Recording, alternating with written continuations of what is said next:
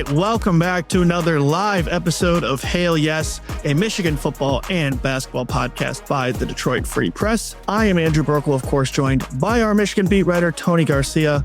Tony, you spent the weekend in Buffalo. We've got 2 rounds of the Big Dance in the books. And as a reminder to everyone listening, please fire your questions as they come to you. We'll answer them, put them up on the screen. That's why we're doing these things live. We want to get that interaction with you guys going. So before we get some questions and whatnot, Tony, what was your big takeaway from the first weekend as Michigan advances to the Sweet 16 after wins over Howard first and then St. Louis on Saturday? Yeah, I think it was really just sort of what I wrote after the game, of course, on freep.com. It's just Michigan got its swagger back, right? Like that was my feel. And of course, wins always feel much better than losses. And the last time we had talked to them, they were pretty dejected after what had happened in the Big Ten tournament championship game. But in my eyes, it was really like the couple weeks leading up to that. 5 games without LJ Case in the final 2 of the regular season, 3 in the Big Ten tournament. Michigan was in 5 tight games. One of them they did end up winning by exactly 10, so double figures over MSU, but that was the only home game. Road at Iowa, which that win looks even better now, given what Iowa just did to Florida. That was tight. They needed a couple shots in the final minute to win it. Then against Ohio State, down with 5 minutes left. Against Wisconsin, down with 4 or 5 minutes left. And I mean, trading threes, all the crazy, the Axel shot, Elliott's shot. That was an insane game. Then losing to Purdue, it just felt like they weren't quite at top form the way they had been. But this last weekend, I mean, and really after the win over St. Louis, I was sort of asking some players. Really, the one that stood out to me the most was talking with Merez Johnson. I mean, he was like almost offended when I asked him, and maybe I didn't word the question properly, but I mean, I get the athlete mentality of it at all, so I took no offense to it. It was sort of like it looked from the outside as if maybe Michigan had sort of hit for the first time like a little bit of a wall, like they weren't operating at full strength or at full capability. And his response was like, "Who said that? We didn't say that. Like we didn't think we hit a wall."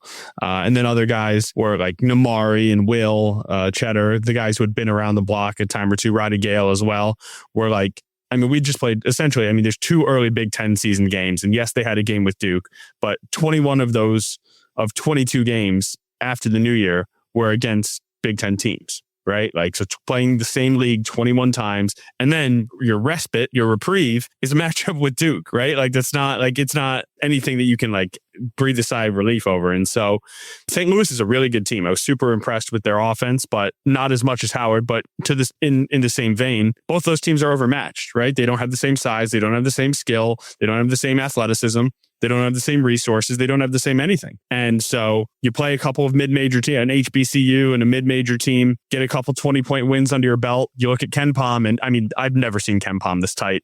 The top 3 teams, Michigan, Duke, and Arizona. Michigan and Arizona are both 37.83. Duke, I believe, is 37.82. And so all 3 of those top teams are seen as exactly on the same tier. But Michigan is technically, I guess it's Michigan and Arizona actually that are 37.83 and Duke is 37.82. But all 3 of them at the top. And it looks like those are the 3 best teams as we thought coming into this tournament in America. And Michigan is every bit playing. It feels like it just had a couple clinics, right? They scored 196 points in 2 games. And it was never a concern in the final 10 minutes of either game, 15 minutes. Well, and the other team who was seen as kind of the 4th team. They've actually been passed by Houston now, but Florida gets upset by Iowa. So I think that 3-team pack is really starting to separate. As far as going back to the St. Louis game, as my dog barks, of course, when we're live, the size and physicality seem to really bother St. Louis even more than I thought, especially Robbie Avila, who, you know, is probably their best player, most talented player. It just seemed like he couldn't do a lot of the tricks and a lot of the little moves, and it just wasn't working, right? Michigan was just eating him up. Clearly, you know, Michigan's staff they're smart. Their goal is to take away what St. Louis does well, right? So it's not surprising that was a point of focus, but it just seemed like their size and physicality really overwhelmed St. Louis. And that's something that we've seen all year long for Michigan is when they're rolling, they've got all the answers, right? And it seemed like a return to, you could play a drinking game for all the time we say this, but the margin for error it felt kind of back for Michigan, right? Like Cadeau has a good first half against St. Louis, cools off in the second half, and then everybody else starts getting going in the second half, right? It's just like Yaxel he's got 25, Mara's protecting the paint. It just felt like they had all the answers again, right? Howard shoots the lights out in the first game, but other than that, it's just like, it seemed to be every bit as convincing as you'd want to see from a 1 seed. And we saw, Duke messes around with Siena, right? Arizona, I was watching that game against Utah State last night. All of a sudden they're getting the scare, right? It's like very unusual to have a stress-free first weekend where, you say stress-free relatively, but, compared to the rest of the 16 teams or 15 other teams still alive, this was a stress-free weekend, and that's all you can ask for. That's as stress-free as it gets in March. There's no doubt about that. And yeah, to your point about sort of Michigan refining its form, and especially on defense, I think that was a huge performance from Adai Mara. The team's St. Louis, Michigan essentially... They had no answer for him. Zero. Yeah, on either end, right? Like, and Michigan was talking about, I sort of equated it to like looking in a mirror at a fun house. It's like, it's your reflection, but it's a little distorted, right? Like that's St. Louis. They play a free-flowing style of ball. They don't run a ton of sets, but they have actions and motions that they like to get to, certain looks that people they like to create in certain spots, looking for advantages. Good luck looking for an advantage against Michigan on defense. It's just not easy to find. One of them this year has been the 5-out teams, which St. Louis is, with the 6'10" center operating sort of as a point center from the top of the key, the way Nebraska did, the way Wisconsin did, a 5-out team, pulling Adai away from the basket, so he can't just protect the rim, making him defend in space. And then with him not being there as last line of defense, other people getting dribble penetration, getting to the rim, and not having that to either throw some like high arcing shot that's at minimum altered, or if not, just outright swatted by Adai. And he held Avila to 3 of 13 shooting, 3 of 10 from 3. A couple of those looks, he just missed. No, they were open shots, but they were strategically open, right? I think that there was an element of Michigan was going to live with that a little bit. And when you have your center standing at the top of the key, it is what it is. He's going to get open looks. And once he started missing those shots, you could tell he hit the 2 to start the second half. But once those weren't going in, it was like, okay, well, he was pump faking, trying to get in the lane. And it's just like, that's not where the matchup advantage was. The shots weren't falling. It was kind of as simple as that. But I started chuckling when you said the throw up the shot over Mara, because it's funny to watch. Like he had 4 blocks in the first half and then was arguably just as dominant defensively in the second half, but had 0 blocks, and but it's not even the blocks. It's the, crap, this floater's going to get blocked. This floater's going to get blocked.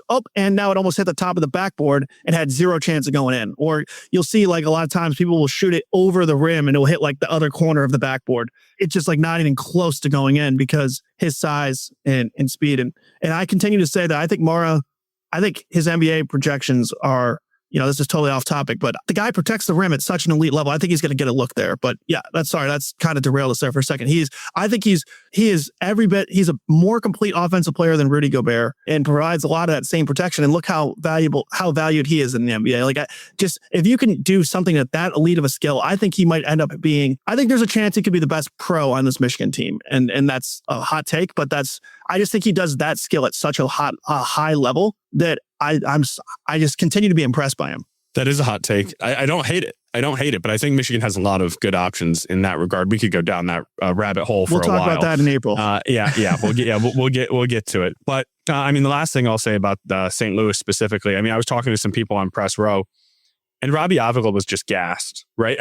He's expending so much energy setting up the offense and running the show, and then you got to give up 5 inches to Adai on defense, and he's using like all his might to try to keep him away from the basket. And Adai just had his touch around the rim, we've talked about it before, it's just fantastic. And it's almost underrated, right? Like there are not a lot of 7'3" guys with that level of touch. He loves to go baseline. I'm amazed that people still keep falling for it, but actually, there was one time where he was dribbling. He was on the right block, and then I was like, dribble, baseline hook, and then he did it, but he actually went the other way and he got fouled, and I was like, would have got me. And I know that's nothing. I mean, he could get me blindfolded, but I just mean like just when you think you know what he's going to do, he still can go the other way. But his baseline he's hooks, so tall though. It's like even if you know where he's going, he can flick it over your hand if he's in a rhythm. He's not the most.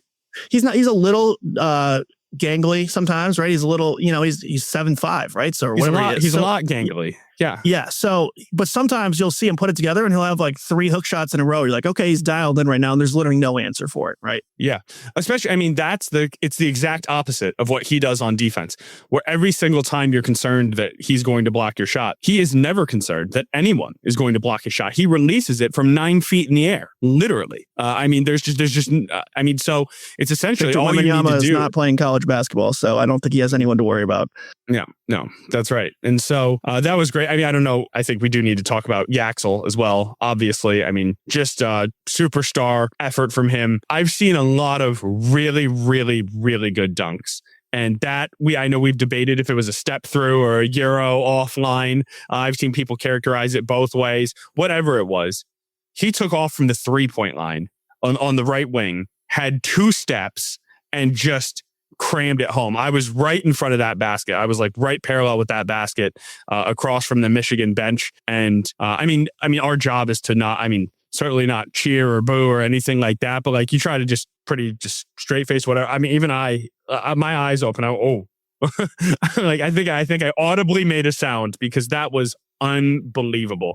And then here's the thing I want to see from Yaxel, because so much of, I mean, we know he could do this. I don't know how to sort of sports, and not me, but like how one in the program could like sports psychologist him into this. It feels like the days he makes his first 3 or a couple threes, he is just at another level. And I mean, of course, when your inside and outside game are working, you're going to be better than when one of those is not working. But he needs to be that aggressive, even if his shot's not falling. Like he's feeling good because his shot's falling and he hit some big threes. The one that really sticks out to me, it came to play after that insane dunk. So Roddy Gale slashes through the rim, or through the lane, gets to the rim. He kicks it to Cheddar in the deep left corner, which was, again, this rim right in front of us, who swings it to Trey McKinney on the left wing. Like Cheddar maybe could have shot it, and then he swings it to McKinney. And McKinney definitely could have shot it. And then there's a late closeout on him, and he makes the extra pass to Yaxel, and he is just straight on at the top of the arc. And it barely hit the net. This thing was just so pure. And so, I mean, that was just like such an unbelievable play all around. I felt like I said to someone, I was like, that's like poetry in motion is what that offense looks like. I mean, that's what Michigan's offense looks like when it's at its best. Defense just constantly chasing you. And I'm sure you've heard a coach say, Andrew, people cannot run as fast as the ball can move. And so if you're chasing that ball, someone's gonna get a really good look. And so Yaxel was awesome. It was funny. He's 9 of 13.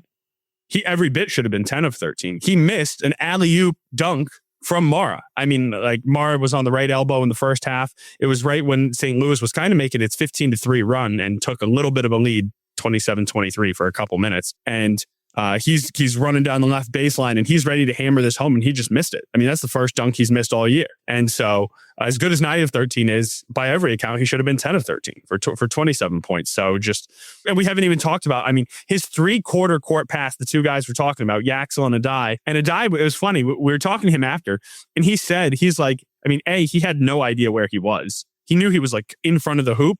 He's like, honestly, I was just trying to get it back there, land quickly so I could just grab my own rebound and put it back. He's like, yeah, I saw it. I guess it like hit off the backboard. He's like, sweet, like whatever. Like he actually couldn't believe it, that it went in. And so, I mean, few people can make that pass. Few people can make that finish. And what's crazy is if you flip their roles, both those players actually could do it too. We've seen so many outlet passes from Adai and Yaxel making a finish like that. I mean, that's very easy to believe. So it's just the versatility from this team is unbelievable. And you got a Roddy Gale.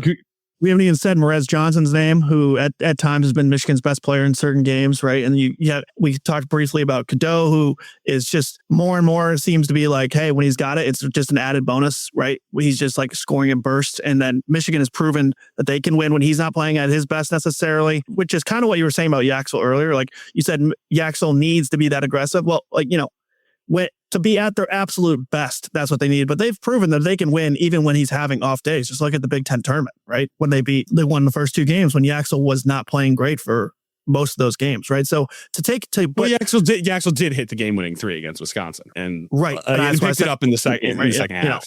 Picked it up in the second half, but Michigan showed that even when he's not at his best, that they can survive that a little bit. But we're talking about to win it all. To win it all. Yeah, exactly. Right. Arizona and Duke are proving to be up there as far as equally as talented as Michigan, who's one of the most talented teams in a long time. So to get to that next level, that's where they're going to need Yaxel to take the step. Yeah, no, that's what I was saying and cutting you off while doing it. Sorry, I just wanted to make sure we didn't get on another point just to clear that up. And also, before we pivot, can we just give a shout out to the Big Ten? 6 of 16 Sweet 16 teams. Their only loss in the round of 32 was UCLA to a very good UConn team. And that was tight most of the way, right? Like they just couldn't quite get over that hump. And then it ended up getting away from them a bit. And then the 2 losses in the opening round by a combined 3 points both in the final minute on like last second shots. I mean, High Point played Arkansas tough. So they showed they're not some huge upset who Wisconsin crapped the bed against. Exactly. Maybe they did a little. But I mean, think about how well, in my estimation, that bodes for Michigan, right? I mean, you see, this is clearly, if not the best league, it can't possibly be worse than second because, I mean, I guess the Big 12 got Arizona, they've got Houston, they've got Iowa State, right? So they've got 3 heavy hitters, but just the depth and like the test night in, night out that Michigan had to go through. And they won 19 games. They never lost on the road. The one time they lost, Wisconsin hit 15 threes, right? Like it takes that other level out of body experience performance or the talent that Duke has to beat this team. And obviously, yes, and Purdue showed a little bit of, I think that would be the blueprint don't you think that's kind of the game that teams are circling as like, okay, this is, Wisconsin, what they did felt unsustainable, right? Duke, if you're Duke and you have, the Boozer brothers, then it's possible. But like Purdue is kind of, to me, the blueprint of what you would look at is like, other teams around the country would see is maybe that's how we get them. And of course, you also have to factor in the motivations in that game too. So, but also, I mean, it's one thing to say, oh, that's what we want to do to them, but do you have Braden Smith? Do you have Trey Kaufman-Wren? Do you have Oscar Clough? Do you have Fletcher Lawyer? Do you have CJ Cox? Right? Like we're getting near to Braden Smith is that next tier. I mean, he's literally one of the greatest passing, maybe the greatest passing point guard in college basketball history at this point, right? So he's one, but other teams across the country we're getting to that time where it's like St. John's has talent, Arkansas has talent. Arizona obviously is loaded top to bottom. Even Nebraska has proven that they're a tough out. Illinois, Houston, we're getting to that point where other teams are going to have talent similar to what Purdue had, if not in some cases more talent. Want to start to look ahead here. Alabama destroys, might be putting it lightly. They just eviscerated Texas Tech late Sunday night. Real quick here, rest advantage. I don't anticipate it being too much of a factor, but it's probably going to be discussed throughout the week. Michigan plays the first game of the weekend on Saturday. Alabama and Texas Tech play the last game of the weekend on Sunday. So Michigan is coming in with a little bit of a rest advantage. But Alabama, they showed that they're going to be, we knew they were a good offense, but I was laughing because on the halftime show, Charles Barkley, who is of course a famous Auburn alum, he was laughing because he's like, there's nothing negative I can say about Alabama right now. He's like, that's the best defense I've seen them play in a half in years. And so when Alabama brings it to that level on defense, they're going to be a tough out just because of how consistently good they are on offense. Yeah. And I mean, I think Texas Tech also had a bad day. Alabama had something to do with it, right? And so, yeah, I mean, it's what you were just saying, right? This is the Sweet 16. Unless you are facing one of the Cinderella teams, and there's really not one of the, like Texas or something. So Purdue thinks it has a nice matchup, but teams are playing well if you're at this spot. And it's like, Iowa and Nebraska are in. I mean, Michigan beat Nebraska by 3 and Iowa by 2, right? Maybe 3. I can't remember what it was in the end. These are good teams. I mean, Michigan State, they were in tight games with when they played them. Purdue, they've lost to. And so Duke, they lost to, right? These are teams that are not all respect to Howard and certainly to St. Louis. It's another level. It's gonna be another level. And so I'm just not sure about Alabama's defense against an offense like Michigan's. They are going to have to hit 3-pointers. And I mean, that's what they do, right? They lead the nation in 3-point shots attempted, and they are 9th in points off 3-pointers. So they're not like super, super efficient elite. But when when you get that many shots up and you hit 36% of them, I mean, that's where the Ken Palm like offensive or effective field goal percentage comes from, right? If you are shooting 33% from 3, it is equivalent to shooting 50% from 2, or 33.3%.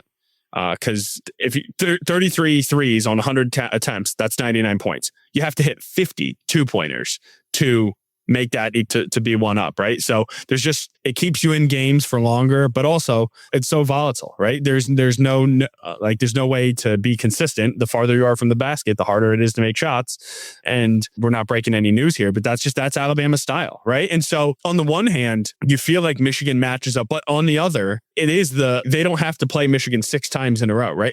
This is one game, one night, which by the way will be Friday, the 27th at United Center at 7:35 p.m. on what's the channel? TBS? CBS. No, CBS. Oh, Michigan CBS. State and CBS. Michigan are on CBS. They're probably not an accident leading them into each other, right? Friday night CBS, Friday night CBS, double up on that audience. So probably not an accident there. Yeah, no. But, and so I mean, those are like, that's what I think about when I think of Bama is obviously the shooting. Also protecting the ball. Alabama is number 10. I mean, there are just no turnovers in Alabama games, like none. So Alabama Which is crazy with the pace they play, right? That's like their superpower, right? Yeah. But it also works on the other end, right? So they're number 10 in the nation in protecting the ball, which is fantastic. They only turn it over on, where is the metric? On 13.2% of possessions. Like, it felt like Michigan wasn't turning the ball over against St. Louis. That was 13.6. So it's even less than that, right? Because they have so many possessions in a game. But then on defense, Alabama is 358 out of like 363, 365 teams. I can never remember the exact number, but they force turnovers on 12.8%. So they're top 10 and they force fewer turnovers than they give up on defense, which means teams are going to be getting shots up. And I think that plays into Michigan's hand, right? Because I mean, Michigan wants to play up tempo. They want more possessions. They feel that they are the better team on every given night and any given night and every night. And that they will just eventually, the margin for error widens. Like if there's 50 possessions versus 75 possessions, there is more chance for you to just sort of lean into it and enforce your will when there's 75 possessions. And this could be one of those games. Alabama is number 4 in the country in adjusted tempo. They're 8th in offensive average possession length at 15.3 seconds. Michigan is 15.6 seconds. I mean, this could be a track meet for sure. And that is a game Michigan is very willing to play. Yeah. And I was looking up the latest here. Excuse me. While you were talking, we should have mentioned that Aiden Holloway, the Alabama guard, was kind of high profile arrest over right before March Madness started. Now, since he went out, Latrell Wrightsell kind of lit it up in his place. And obviously you don't beat a team like Texas Tech, who had an off day, yes, but you don't beat a team like that if you don't have still some game. But that's, I don't think there's a way he plays. He was arrested for essentially drug trafficking, found with a lot of drugs on him. And yeah, so I think he's likely going to be out. And then as far as just other matchups across the roster, they're not a huge team. Michigan certainly will have a size advantage. And doesn't seem like they have a true stretch 5 that has given Michigan a lot of problems in the past. But what do you like matchup wise? And do you think Aiden Holloway being out could be a factor in this game? I don't know how it couldn't be a factor, right? I mean, he's their second leading scorer on the season. He averages 17 points a game. He shoots 44% from 3 on volume, right? Like, I mean, he is an elite scorer, and scoring is what Alabama does. And also, just a note for those who might not be aware, who are listening live now or will listen later, that is Mia Holloway's brother. Mia Holloway, the guard for the Michigan women's team, that shout out to them, is also in the Sweet 16 after they just sort of mopped the floor with Holy Cross and easily took care of NC State. Michigan women's hoops has only been to the Elite Eight one time in program history, and they're one game away from that. They have never been to a Final Four. They're a 2 seed, and they are dangerous. They certainly could make that happen. I think they're still waiting on their opponent because I think the other games are going on today. But back to Alabama. I mean, they got 6 guys averaging double figures, right? So it's like, I mean, I don't know how many times we're going to say it. They scored the ball a lot. right? Michigan's offense is fantastic, right? It's number 6. They're number 6 in KenPom adjusted offensive efficiency. Alabama's number 3. They're even a couple points per 100 possessions better. So, I mean, that's the level of offensive dynamism we're talking about. But on defense, they are like good, like solid. I mean, like in the grand scheme of things, they're 60th. Like so on KenPom, if you have KenPom, the like bright emerald green is like elite, and the lighter shade of green it gets, you're still in the good, and then it turns to like a pinky color, and then red, and then it's like fire engine red is like, this is something they really struggle with. They're still light green on defense, like a 102.2, and so which is an improvement from some years past, right, where they kind of really are volatile on defense, so but just to compare it, I think sometimes we get not ahead of ourselves, but like you start looking at the matchups, you start finding good statistics, you look at, this is what could be problematic. Michigan is still a 10.5 point favorite on the sports books, right? Like they're still a heavy favorite to not just get through this game against Alabama, but to make it to the Final Four. So we'll talk about that in a minute. But, as much as you can get carried away, Michigan still is a much more talented and bigger team with higher expectations, right? So as much as it can be easy to like let the train run away, and like next thing you know, you're giving the impression that maybe this game is more of a toss-up. It's just that when we start talking about Alabama, it's just such a high variance team where they shoot all those threes. And if they hit 45% of their threes in one of those games instead of 34, that's like what, 2 or 3 shots, right? That's the difference. And that's why it could be a little scary, but at the same time, you're still a huge favorite. If you're Michigan. No, I mean, to be a double-digit favorite playing for a spot in the Elite Eight, like that does not happen frequently again, unless it's one of those situations where one of the 12-13s sort of ran through the 4 or 5 thing. And now as they're talking, I think Michigan is the biggest favorite. Arizona is an 8.5 point favorite over Arkansas. Michigan's, like we said, 10.5. Duke is 6.5 over St. John's, to kind of give you an idea. And then Iowa State, who Michigan could potentially see in the Elite Eight, is a 4.5 point favorite over Tennessee, who is in the same ballpark as Alabama on KenPom. Alabama is number 12 and Tennessee is number 14. So even though Tennessee is the 6th seed, they're still, the way they've been playing has moved them up some of those rankings. Yeah, and that's a really good segue, actually, into another point I wanted to make. So Alabama has played 6 top 15 defenses this year. Tennessee, twice. Tennessee is one of those teams, right? They are 2-4 in those 6 games. 3 of those losses have been by double figures, 2 of them by 20 or more. So their wins against top 15 defenses, they beat St. John's by 7, 103-96. And that was like in November. So I feel like that one is kind of an outlier. I mean, St. John's then was certainly not what St. John's is now. And then the other was a win over Tennessee by 2. That did come in their final game of February. So it was just a few weeks ago. And so like that's a pretty apples to apples comparison.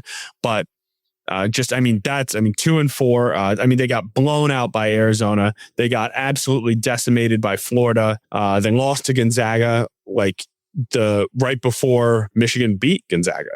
This was like in the same tournament. Alabama was also in the Players Era in the festival out in Vegas, and we all know that's when Michigan broke onto the national scene. And so there's reason to believe that this is a pretty good matchup for Michigan. Again, we have to continue with the caveats, and Alabama has like really good athletes, right? Like that's what the SEC does. It's not just football anymore; it's basketball as well. Like Phylan, their guard, he's scoring like 21 a game, 22 a game with 5 assists. He's 6'4". And as like a primary ball handler, that's really large. You talked about Latrell Wrightsell.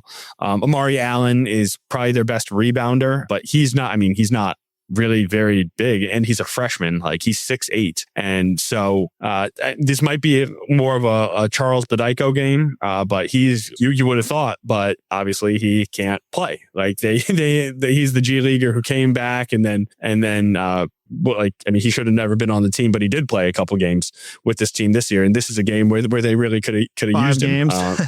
Yeah. And so there's just I don't know. Again, stop us if you've heard this before. It's the size, right? Like there's a reason. Like Alabama wants to space you. They want to shoot you. They want to get into a track meet. Michigan can shoot with most teams. They certainly can bang down low, and they are happy to run with anybody. So just putting it all together. I think in order for Alabama to win this game, I think they'll need to make 14 3-pointers. Like that's a starting point. And that's a high number. I think they'll need to make 14 threes, and they would need Michigan to shoot something like 7 for 25 on its threes. Like they'd need to be Michigan needs to be sub 30%. Alabama needs to hit nearly double the threes at a more efficient clip. And if those two numbers hold, this is going to be a tight game. But outside of that, it's... And crazier things can happen, right? We just saw Iowa go in and beat Florida with Bennett Starks playing one of the worst games he's played all season long, right? So it's just like that literally still makes no sense to me at all how that happened. So crazy things can happen, but when you're just trying to outline and predict about what could happen. So you have to take what you're given and just go from there. So with that, let's take a quick break. Then we're going to look ahead further to the rest of the tournament and maybe look across the bracket and see some potential matchups. So stick with us. We'll be right back.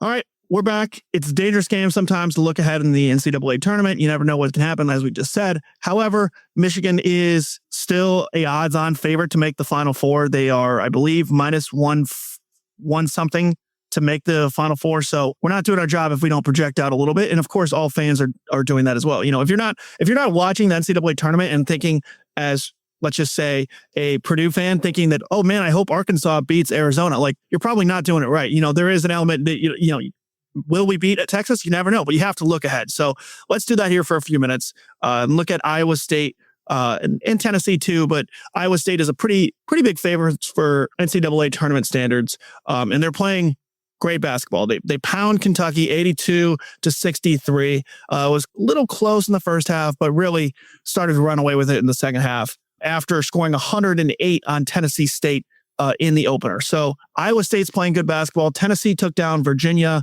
really controlled that game throughout too. So I expect that to be a pretty good game. But of course, Iowa State is the team who could be a little bit more dicey for Michigan, just because you saw what they did against Arizona. We talked about this last week in the Big 12 tournament. They can play with anybody in the country.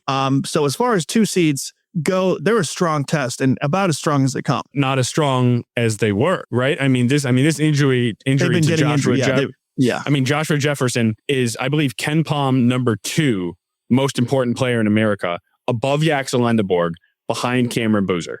So that is the level of loss that Iowa State might be looking at. And it looks like an ankle injury in the opening game. He missed the second round. Like you said, they were able to take care of Kentucky. Who knows if he's going to be...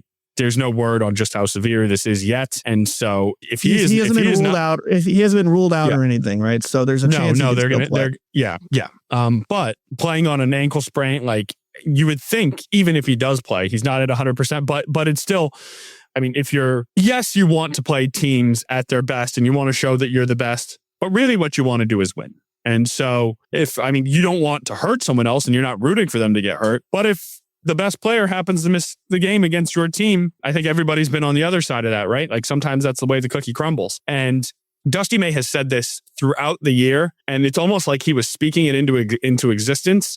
I'm not saying that's what he was actively doing, but that's almost like kind of what's happened. Not that Michigan hasn't dealt with a key injury in LJ Kaysen as well, but he was saying, look, like sometimes like in order to make deep runs in this tournament, you got to have some luck. I think he's well aware of that. Exhibit A was Fairleigh Dickinson, the 16 seed, knocking out Purdue, and then FAU, when he was back at Florida Atlantic, was in the 8-9 game, and you get to play a 16 seed, right? And then all of a sudden you're on to the second weekend. Even though they didn't get to the national championship game, they were playing 5 because San Diego State hit a buzzer beater to beat them by 1. They were playing a 5 seed to go to the title game. It was a 9-5 or an 8-5, whatever it was. And so, they had a path, right? And now you've got, a 16 seed, but that's all your own doing, right? Like you earned the 1 seed, so that you play a 16 seed.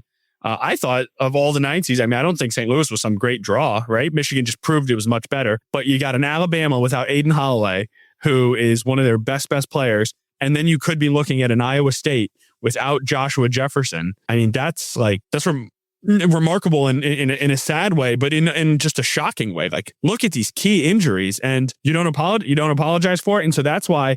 I did. I mean, we did our picks for the free press and everything, and I had Michigan going to the Final Four before these injuries happened, before the arrest and everything. So I still thought Michigan would win these games, but now it's almost hard.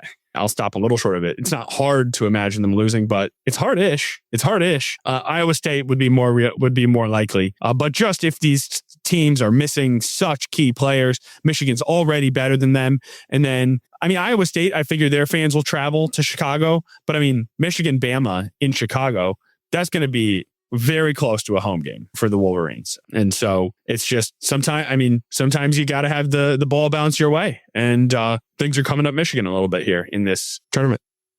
Yeah. And that's not to say that that's uncommon, right? I mean, they're still going to have to most likely get through Arizona if they get to the Final Four, and you're still going to have to get through potentially Duke, right? So it's like there's still challenges ahead, no matter who they get, and actually delivering and showing up and doing it. But it also, you can point out without being unfair that, some things have gone their way. The rest advantage, for example, you're talking about basically an extra well over 24 hours, right? Because Alabama, who knows when Alabama got home last night? I mean, it's not huge. It's not everything. These teams are used to tight turnarounds, but it's certainly it's something you'd want to have your way, right? And so there's a couple things that are feeling like momentum building towards Michigan heading towards that Final Four spot at the bare minimum right now. But Iowa State is a team that, analytics have loved all year long. They can shoot the ball. They are number 17 in offense and number 5 in defense. So they bring it on both sides of the ball. And I think if they were fully healthy, could present some serious challenges to Michigan. It just, we'll see if they can get to that point. And even without Jefferson, they've proven that they can win. So, it's still going to be, when you're playing for the Final Four, I expect this game to be at least tight, most likely early. And then if Michigan does what they've done all year long and bludgeons teams and wears them down, and ends up winning by 10, 15 points, kind of like that game at Michigan State earlier in the year where Michigan wins by 10, but it was like, okay, this game was very much up in the air into the second half. And then I think, didn't they win by 10 at home too, in similar fashion against Michigan State, because Iowa State and Michigan State are similar caliber teams. So I could see the game kind of being where it's like, okay, if one shot here or there, this game could be closer, but that's kind of how I envision this game going. But I don't know. What do you think? If we get there, of course. Yeah, exactly. And we might be selling Tennessee short, right? Like they very well may have something to say about it, but we can't go through every iteration and we're going through the most likely scenario. But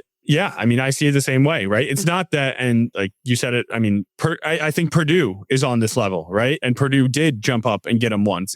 There are a top 3 teams in the country, full stop, and then there's the next tier. It is Michigan, it is Arizona, and it is Duke. You can quibble about the order, but those are the best 3 teams in America. And then after that, I'd say that next section is, I mean, it's why I was seeded this way, right? Like Houston's right in there. Iowa State all year has been in there. Florida was in there, even though they got upset. UConn as well. And then Michigan State might be on the bottom of that next one or at the very, very top of the 3 line, right? Like I think the tournament was seeded very well this year and probably all right where it should have been. I'd put Purdue and Michigan State in a similar class. Do you think? I mean, Michigan State beat Purdue, and like wherever they are, wherever you want to put Michigan State and Purdue on the 2 or 3 bar, I think they're on the kind 2-3 of in the bubble. same spot. I mean, yeah, exactly. Yeah, they're kind of in the exact same range. They're the 8th and the 9th teams into the tournament, and Michigan's very familiar. I mean, they've played 4 games against those 2 teams, so they know. We're not saying Iowa State is those teams, but just that level. And so, I mean, this could be. Here's something. I mean, there's been so many first since or first ever, or if they do this, that Michigan is 33-3. They have tied for the most wins in a single season in program history. So with a win, they will have won more games this year than they ever have in any year in history. That's the 89 title team. That's the Fab Five. That's Trey Burke's run to the Natty. That's Mo Wagner's run to the Natty. There have been some really good Michigan hasn't been some power for 50 years like they are in football, but there have been a lot of really good eras of Michigan basketball. And you can easily make the argument, even if they don't win it, this might be the best Michigan basketball team of all time, right? Like I think it is. And go back to the Warriors, right? I say go back like we were there. Let's move to the Warriors for 1 second. That year they went 73-9. I know people are so, Dusty May likes to call it resulting. It's like, oh, well, you didn't win the title, so you weren't the best team. They were the best team. They just ran into the best player in the world in LeBron James. And that's a 7-game series, right? So like, and they came back and Draymond gets suspended. I mean, they would have won that thing in 5, it felt like. And so things happen. But I wonder if the players on that team don't think, well, even though we've won 3 other titles, or is it 4 now? I've lost count. Whatever it is, that was our best team that we had in this run, right? Like, so even if Michigan does not win this title, I don't think it's prisoner of the moment to say this is the best Michigan basketball team that there's ever been. Over the course of a season, right? And that's not what they measure success on in college basketball, right? It's a one and done tournament. Ultimately, you have 6 games. You have to win those 6 games to be remembered, and that's what makes it great, and that's what makes it hard to swallow sometimes. But if you're talking about pure sample size and just the full season at large, when you consider what they did in the Big Ten slate, when you consider what they did in the non-conference slate, even the disappointing portion of the section, you make it to the Big Ten tournament and you make it to the championship game. It's like they've continued to put up a resume that is ultra impressive. Now it's like I said, it's a one and done tournament. There's variance. Alabama could hit a bunch of threes. Iowa State could have a buzzsaw day defensively. You just never know. But that doesn't discredit what they've done throughout this whole season. It's just you can't hang up that banner at the end of the day, But that doesn't mean it's not an amazing season. Yeah, no. So we'll see. But there's a lot of unique storylines sort of converging this weekend for this program. One of them that I wrote about on Freep.com is just like Nimari Burnett's journey. So born and raised in Chicago, he was a freshman All-American in Chicago before he transferred out to Napa, California, and played at Prolific Prep. He committed to Texas. He transferred to Texas Tech. He transferred to Alabama, and he spent 1 year in Lubbock and 2 in Tuscaloosa, just injury plagued, riddle. I mean, at first it was like the wrist, then he tore his ACL in his first year at Bama, had to miss the whole season. And I was talking to him after the game in the locker room, and I was just like, this is a guy who all year last year was talking about how this is my last season. Like, I'm done after 5 years. Like, I think it's just time for the next thing. I mean, he had been through so many injuries. He was on his 4th coach in 5 years at his 3rd program, right? Like, it had just been a lot of different things for Nimari. And then Will Cheddar told me the story. It was like 4 days, he said, after Michigan got eliminated by Auburn in last year's Sweet 16. Nimari, his now fiance, Will, and his girlfriend are eating at Cafe Zola downtown Ann Arbor. And I mean, they were just going out for fun and like just to hang, decompress, whatever. And Will just like couldn't help himself. He's like, are you coming back? Like, what's the word? What's the deal?